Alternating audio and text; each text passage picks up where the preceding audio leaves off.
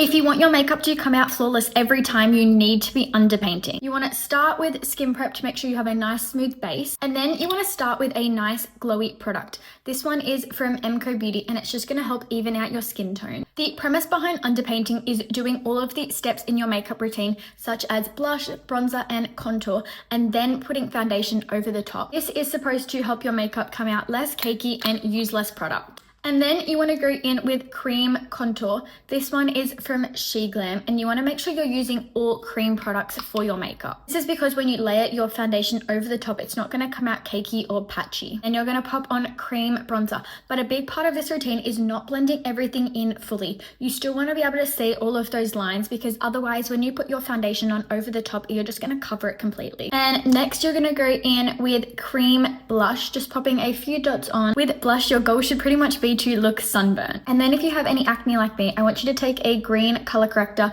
and just pop this on any of the spots that you have. This is because green and red are opposite each other on the color scale, so the tones are going to neutralize each other, making your pimple much easier to cover. And you're essentially going to do the same thing with your under eyes, but instead of using green, you're going to go in with a yellow color corrector. You can already see the difference this has made with my dark circles without any concealer on. And then for the areas that you've color corrected, you're just going to pop your normal concealer over the top, and you'll find that you can use much less concealer than you typically would, which will in turn reduce cakiness. And as our very last step, we're going to take a skin tint and pop this all over. You do not want to be using anything full coverage, otherwise you're going to cover all of the products that we've just put on. When you do this, make sure you pat it into your skin. Do not drag it, otherwise you'll smear the products together. Once you put the skin tint over the top, your makeup should look something like this. You can still see that I've got that nice pink blush, I've got a nice dewy highlight, and my contour is still there. But through doing this, there is absolutely no cakiness. I've just gone and finished the rest of my makeup, but I definitely recommend trying this out if you haven't already.